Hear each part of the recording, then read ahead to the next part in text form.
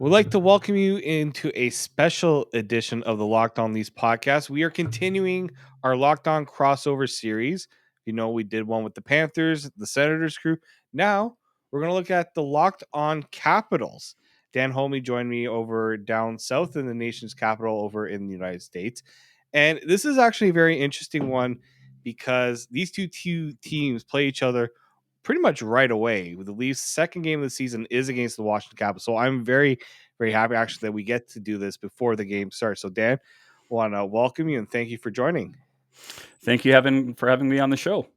Yeah, so this is a very interesting. The Washington Capitals are always a very fascinating team for me because winning that Stanley Cup, they finally get over the hump. Probably one of the better celebrations when you see Ovechkin and guys like Oshie, Backstrom. It just felt really good. And then the Capitals have kind of been on a weird path ever since that Stanley Cup. And this offseason, there's been a lot going on there. So first and foremost, I kind of need to get maybe especially our Leafs viewers who are kind of wondering what to expect from this Capitals group. And I think the big one right off the hop for me is just when they look at this lineup that the Capitals are going to put out, there's going to be quite a few players missing from it from what they had expected to see from last year. No Backstrom, no Tom Wilson. Also, Carl Hagelin just announced that he wasn't going to be playing. Like, that's a very, very tough task right off the hop for the Washington Capitals to deal with all those injuries right away. Yeah, for sure. And but Brian McClellan, he took care of all those positions in the offseason. He picked up Connor Brown ostensibly to fill the role of Tom Wilson. No one can really fill the role of Tom Wilson. Then they picked up Dylan Strome to fill the role of Nick Backstrom. And then, of course, they went out and solidified the net minding by picking up a Stanley Cup winner, Darcy Kuemper, and Charlie Lindgren. So all the needs on the team, I think, have been met by the moves that Brian McClellan made. And I think this Capitals team is poised to do big things, despite what a lot of the NHL insiders are saying. Yeah, it took me a minute when I was looking everything up at the Capitals game, myself kind of refreshed with them. Connor Brown, a former Leaf, we know a lot about Connor Brown over here and what he's been able to do. I thought that was a great pickup for you guys there. And then Dylan Strome was somebody that when Mike and I were talking about free agent got targets to look at. We looked at Dylan Strome because could be a guy that could play up the middle, give John Tavares a little bit of time away from playing center, give you that, emergency in case something were to happen. You have Dylan Strome that you can plug in there. He decided to go pretty much with the sure bet in Washington with Nick Backstrom being out. And then you still have, guys like Anthony Mantha. I'll never forget that trade with Jacob Vrana going to Detroit. And I know Mantha, I think he got injured almost right away as he got there, and then he's just kind of lately, when he did get going in the lineup, he showed why he was a big target for the Capitals at that trade deadline. And then I mean, you still got guys like TJ Oshie, who one of the I always call him the shootout specialist after that time in the Olympics not too long ago. Like, it's pretty much the core's still there. They've made adjustments to the core, but the real question here is, I mean, you mentioned that Brian McClellan did his best to make sure that this team was ready for the season, but is this a lot? All these changes, is that make you a little pause for concern about the chemistry of this group to start the season? Well, there has been promising signs already. We're seeing chemistry between Dylan Strome and Connor Brown, kind of setting up to each other for a tic-tac-toe goal a couple times in there. So there is some chemistry being formed throughout there already. And, the nucleus of the team, for the most part is intact, save the net minding and a couple other players out there. But, he went out and he made the big moves to address the situations of need. Of course, they didn't go out and pick up a Nazem Kadri, or they didn't go pick up a Johnny Gaudreau. But ultimately, I don't think that would have been enough. the biggest position of need was addressed when Brian McClellan picked up Darcy Kuemper and Charlie Lindgren. It was a Hail Mary pass that I never thought was going to catch a wide receiver, but he connected. And, Darcy Kuemper on paper, anyway, appears to be a really good fit on this team. In the preseason action, I've seen him. He's played excellent. Kuemper stopped 36 of 39 shots against Columbus in 3 preseason appearances. Kuemper posted a 2-0-0 record with a 1.97 goals against average and a .938 save percentage. Kuemper in 2.5 Capitals preseason games, 76 saves, 5 goals, and a .938 save percentage. So, it's something that, I don't think that I really need to worry about, the net mining situation here. He signed a 5-year deal with the Capitals. The only cause of concern that I have for Kuemper is he is a bit prone to being injured.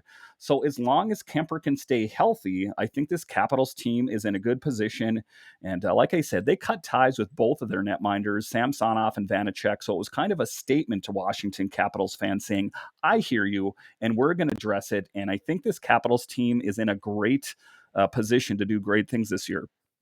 Yeah, because when we look at the Capitals the last few seasons, the Leafs are now going to get themselves acclimated with Ilya Samsonov, who was not brought back by the Capitals. But it just seems like ever since Braden Holtby left the team for the Vancouver Canucks all those years ago, it's been a search to find that next guy, the replacement, right? They thought they had it with Samsonov, who they drafted in the first round, Vita Vanacek as well, having that young duo.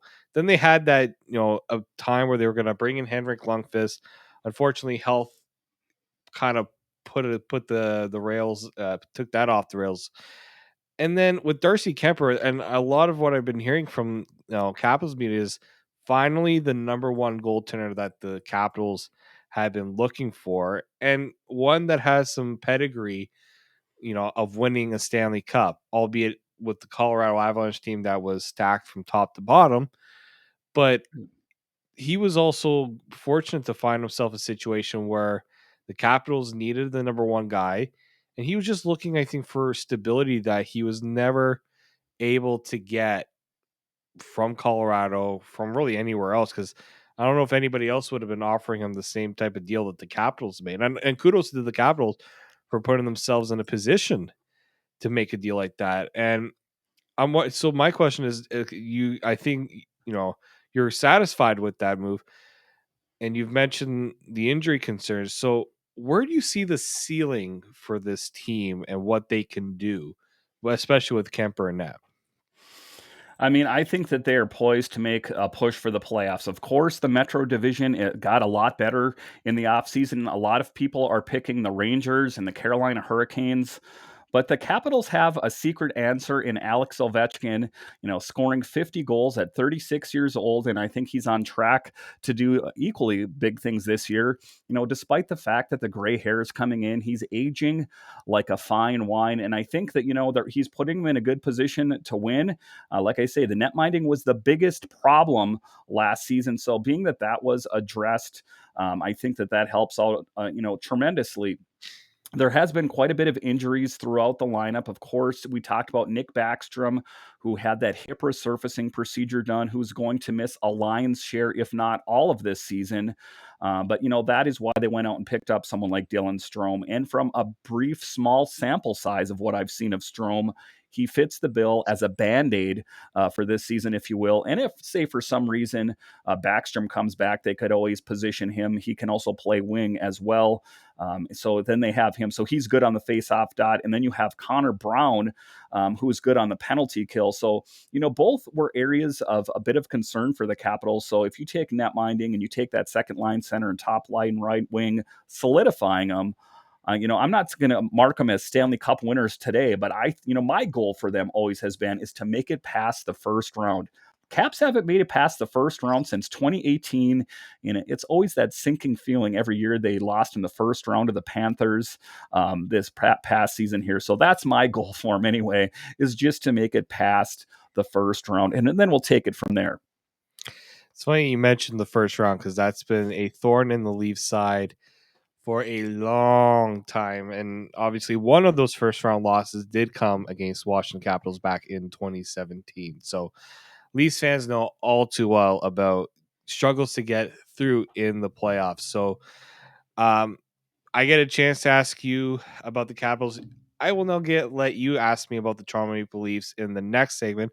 Before we do, let's hear from one of our show sponsors, and that is BetOnline.net, which is your number one source for betting info this season, whether it's football, baseball, basketball, hockey. They got you all covered. Find all the latest player developments, team matchups, news, podcasts, and in-depth articles and analysis on every game you can find. And as always, BetOnline remains your continued source for all your sports wagering information with live betting and up to the minute scores for every sport out there. The fastest, easiest way to check in all your favorite games and events, including MLB, NHL, MMA, NBA, boxing, and golf. Head to betonline.net or use your mobile device to learn more. BetOnline, it's where the game starts. All right. So in this segment, I am going to talk to David, and I got my questions for the Toronto Maple Leafs. And when I look at this team, I take a look at the names. I see Austin Matthews, I see Mitch Marner, I see John Tavares, and William Nylander. Why is it that this team, that on paper, as an outsider, if you looked at that, I would look at that and I'd sign off on it and go, that team is headed for the Stanley Cup. Why can this team never make it a good push in the playoffs, and why have they not won a Stanley Cup? Again, on paper, it looks like a slam dunk to me. Yeah, it's been the number one question in Leafs Nation for ever since really this core started making runs in the playoffs, right? Once they realized that they were a playoff team, then I feel like it's gone from being a playoff team and they kind of leapt into the Stanley Cup contender race without actually winning a playoff round. And I feel like that ideology and that belief kind of put this team at the mindset just wasn't there. Like we've seen them come close. The closest I think they came was, I mean, obviously losing Game 7 to the Tampa Bay Lightning last year. You had the one against the Montreal Canadiens where they, give up the 3-1 playoff series lead. It's things like that where they make mistakes that you just cannot make in the playoffs. And I think it's that mentality shift that they just haven't embraced completely of going from regular season hockey to playoff hockey. And part of the problem is you look at this team on paper, they should be able to beat any team out there in the NHL. But then they go and they lose a game to the Buffalo Sabres like 5-2. Buffalo Sabres are not a team you should be losing 5-2 against. And that's I think is part of the problem is the mentality has to be there during the regular season so that you're not just expected to flip a switch in the playoffs. That being said, when you lose to the Tampa Bay Lightning in Game 7, and really the Leafs had the glorious chance in Game 6, it goes to overtime, it becomes a coin flip there, and the Lightning, with their experience, are not going to lose many of those games. You lose to the Lightning. I feel like if they won that series, or if they win another one of those series, they're able to go on a run. But I feel like just because they haven't gone past that hump, it's just it feels like a mountain for them to climb. And that's going to continue to be that way if they don't have the right mentality. So if I'm going to put on paper, yes, everything can look great on paper, but how's the team going to work together to the ultimate goal? How are they going to mentally get themselves ready for it? And I think that's really been the Leafs' Achilles heel. Yeah, because, just taking a look at it, like I was talking to you before the show, if you look at the players on the team, it looks like the starting lineups of the All Star game. But I would say that the biggest thing that I've noticed on the team, kind of like a lot like the Washington Capitals, is the net minding situation. The Maple Leafs moved on from Jack Campbell. And, I was reading a not so fun fact is he secured more NHL victories last season than Murray and Samsonov combined. And, again, it was one of those questionable decisions that I saw out there. Was that the right decision out there? Why did they end up doing that? Matt Murray had won 2 Stanley Cups with the Pittsburgh Penguins in their glory years. However, he recently struggled with the Ottawa Senators, and I think that he has struggled to find his former self. Can he rekindle that with the Toronto Maple Leafs under the microscope of a city that just loves hockey? I guess that remains to be seen. And then a goaltender that I'm rather familiar with, Ilya Samsonov, was seen as an up and comer for the Capitals, but his biggest issue was the ability to string together wins. One moment he would make, a windmill save, and the next moment he would allow in a beach ball. Is this Toronto Maple Leafs net-minding tandem that much better? I mean, just given the facts that I just told you there, or are you left questioning, as a guy that covers this team and a fan, going, "What are we doing? And did they do the right thing in net?" Yeah, we were, when it kind of all was shaping out with Jack Campbell, it felt like the Campbell door was shut almost right as the agent came out and said that, or we were hearing reports that they were so far away on a contract.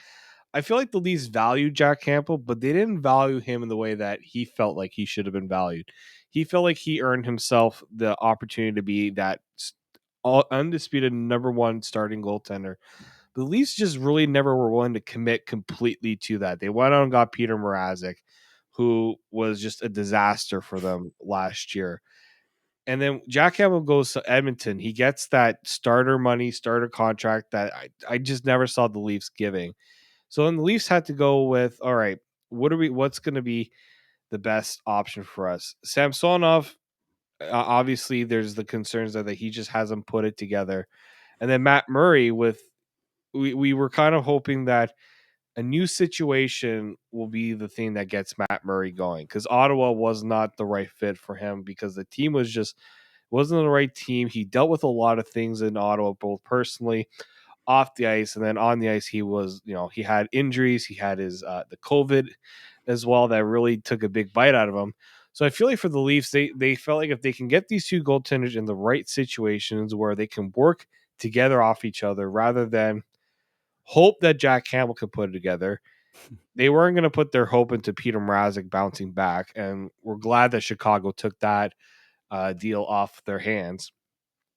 So I mean, Mike and I have both said that we feel good about the tandem, and I do feel good about the tandem based on what I've seen throughout preseason. Both goaltenders have been pretty stellar. Matt Murray a little bit better because he's in the games that he's played, so that's him earning the opening night start. It's interesting that Samsonov's first start in the regular season for the Leafs will be against his former team. So I don't know if that's a little bit of an extra bonus for the coaching staff to say, "Hey, we're going to give you your old team. Let's see what you can go out there and do." Um, I kind of the Leafs have kind of embraced those narratives a lot more than past coaches have done and past teams have done. So I find that quite interesting. But yeah, the goaltending. I think the goaltending, and I think a lot of people up here, a lot of fans would agree that the goaltending is going to be what makes or breaks this team. Just because they're still trying to find that guy that can take them to the next level. Jack Campbell was good, but he wasn't better than an Andre Vasilevsky. We've had Frederick Anderson in the past, but he wasn't better than a Tuukka Rask in all those years that the Leafs lost to the Bruins. The Leafs have just been trying to find that goaltender that can take them to the next level. Matt Murray doing it with the Pittsburgh Penguins. Very familiar with Kyle Dubas and Sheldon Keefe back to their days in the OHL with the Sault Ste. Marie Greyhounds. And Samsonov, I feel like that one is, you got, if one guy goes down, you have another guy that can step up. And I think that's something that's also hurt the Leafs too, where they haven't had the dependable guy when one guy gets hurt, and then you're like, oh, who's our plan B? Who's our plan C, plan D? The Leafs have had some issues with that. So they're hoping that by having a true tandem this year, it will get them further than they've been in the past. And here's to hoping for the Toronto Maple Leafs. I mean, I don't really have a dog in the fight here, but when I take a look at the Canadian teams out there, they always seem to be, a bit snake bit when it comes to the postseason. And like I talked to you about before, when we were getting ready for the show, is that the Toronto fan base loves that team. I would love nothing more if the Capitals, for whatever reason, didn't make it, that the Maple Leafs would be able to win a Stanley Cup. I think that would be a really great storyline out there. So one of the other big questions out there is the Maple Leafs defense solid enough to carry the team For several seasons before last season, the Maple Leafs defense was the team's sore spot. Last season, that changed, and the Maple Leafs had its best defense in season. As the team heads into this season, as we talked about, there are a number of things up in the air on this team's defense. Talk to me a little bit about the Maple Leafs defense. Is it going to be able to stand up? Did they get a lot better? And are they going to, vie for a spot and actually make a good push into the playoffs, with the defense that they have? Personally, when healthy, this might be the best defense the Leafs have had in quite a while. Morgan Riley and TJ Brody have proven to be a quality top pairing, on both ends of the ice. TJ Brody has been a very underrated addition to this team as a free agent. The Leafs have actually wanted him for a while, almost traded Nazem Kadri for him, back before he was moved to Colorado, but Kadri nixed the trade, and that TJ Brody ended up coming not too long after as a free agent. The only issue with this Leafs defense is health. Timothy Liljegren, who is expected to play a bigger role this year, he's sidelined with a hernia injury, and he's on LTIR right now. So when he does come back, the Leafs are going to have to make some moves to try to get him back in the lineup. So because of the injury to Liljegren, you got Jake Muzzin and Justin Hall in that second pairing. They've had their struggles dating back to last year. That's something that's going to be, you know, that's going to be a tough one for the Leafs to sledge through a little bit. But I think what the Leafs are going to really, really bank on is Mark Giordano. Steady veteran presence, a guy who wants to win with his hometown club, took a pay cut to stay, took a 2-year deal even to give the Leafs a little bit of flexibility and just some a sure hand there. He was a big addition at the trade deadline. He's a guy that if an injury does happen, I can see him move up, provide the Leafs with that depth that they just haven't really had in past years when guys get hurt. Now, granted, a couple of injuries, it could be a very, very tough situation, but the Leafs on paper, this defense is a lot better than past years, but it's not the strength of this team. It's always about the forwards. That's the strength of the team. But the defense, they don't have to do too much. They just have to make sure that they give the goaltenders, and they've done a better job of this under Sheldon Keefe of giving the goaltenders a better view of the puck. Really cutting down on those high danger scoring chances. If they do that, I'm feeling okay about this defense. All right. One last question for this segment here is how will the team's fourth line come together? Last offseason, the Maple Leafs concentrated on building the shutdown third line that held coach Sheldon Keefe had wanted. It worked well, centered by David Kampf, and playing on the wings were Pierre Engvall and Mikheyev there. So talk to me a little bit about the fourth line. Is it the shutdown line? Do you think that the fourth line for your team is really going to help propel this team forward? The Capitals, kind of bringing it back. Our fourth line is a great line. How is the fourth line for the Toronto Maple Leafs? Yeah, for a lot of the season last year, David Kampf was actually on the third line as a third line center. It kind of moved around a little bit, but having him on the fourth line with Zach Aston Reese and Nicholas Aube-Kubel, that's a fourth line that you're not worried about playing. Usually the fourth line plays is 8 minutes a night.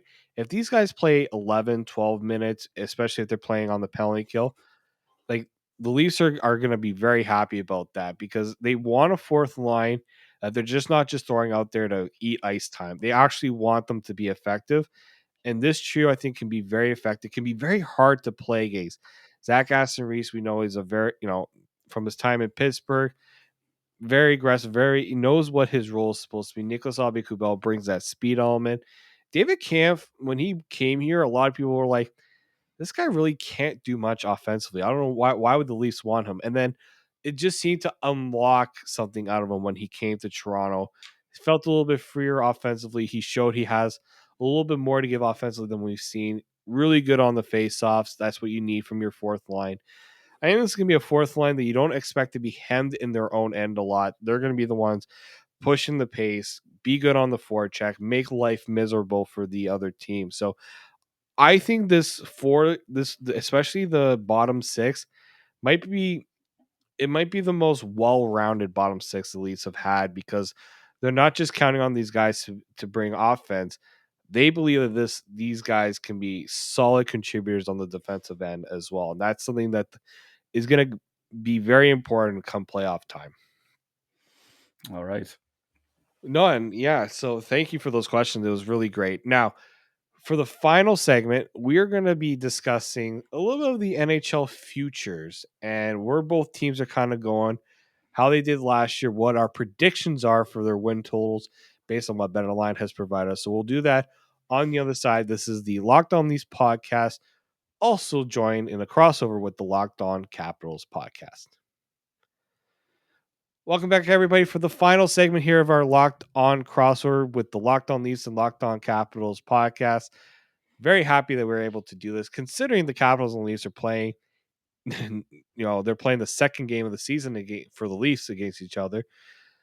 Now we're going to start looking at predictions and what our expectations for these teams going into the season. So I'm going to ask Dan here about the Washington Capitals. So last season, they opened as 95.5 points totals during the regular season. They finished with 100. So they actually surpassed what many thought they would do.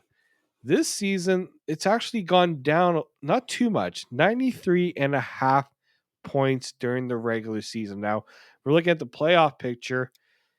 You got to be closer to that 100 range if you want to get to the playoffs. So right now, BetOnline is thinking that they might be a team that's in a little bit of hard to make the playoffs. What are your thoughts on that total? Do you think they go above 93.5, or is that a good number for them? I mean, I think that they can exceed that because, the issue last season, like I talked about in the earlier segment, was net minding. Now that we've solidified that, I think you can start to kind of cross off a lot of the excuses that this team had for not succeeding and making it past the first round. So, like I talked about, with all the different positions that have been filled and just kind of really locking down the net minding situation, I do think that the Capitals can exceed that point projection. That's very, very interesting. So, the other one I have to ask you about, and then before you ask me about the Leafs, one, Alex Ovechkin. He's kind of been the guy that, I mean, especially now as he gets to his final few years, he's going to be around for a little bit longer. Not going to be getting rid of Alex Ovechkin anytime soon. But he's also somebody that's pushing to potentially break Wayne Gretzky's goal scoring record. In order to do that, though, he's got to maintain a pace that is going to be tough. But Alex Ovechkin has also proven that he can score a lot in the NHL. I believe his goals total for this season from some markets is 45.5 goals. Do you think that's something that's going to be Ovechkin? Can Ovechkin do it?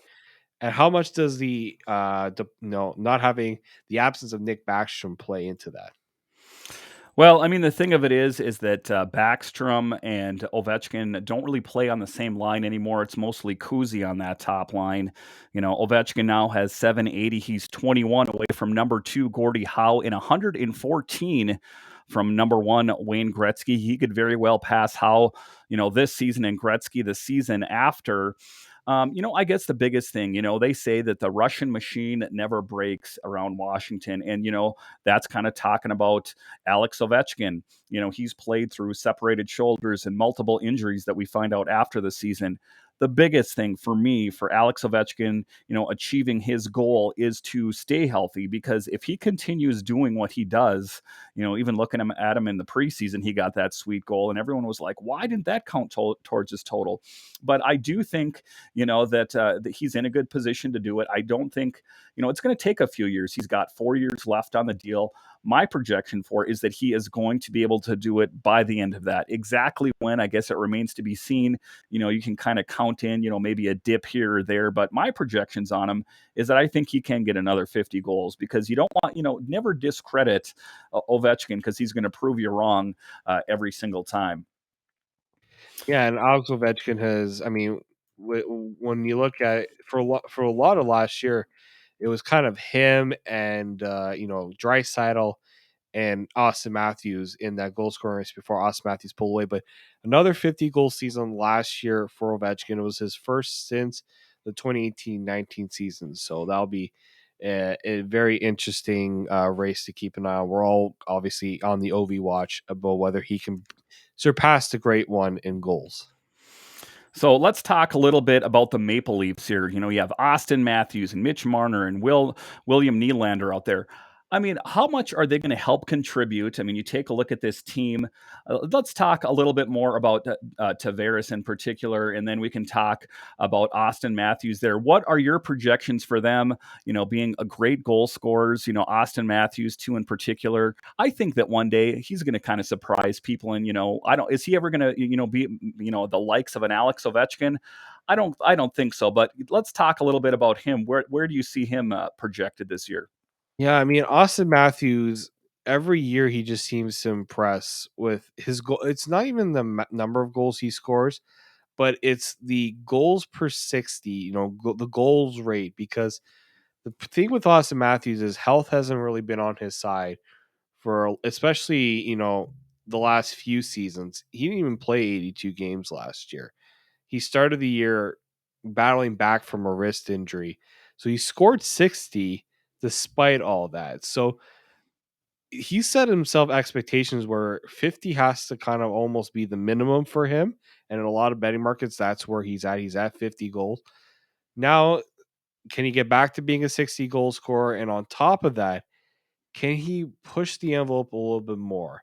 We thought maybe 65 could have been a potential last year. He Yeah, kind of slowed down a little bit. So that's selfish, crazy. Austin Matthews. Crazy.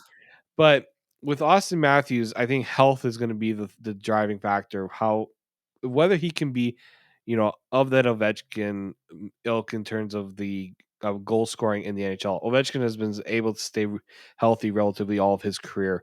That's something Austin Matthews, if he plays a long time, if he can keep on this pace, he can get close. But I think health has been something that's put those dreams of him being, among the top.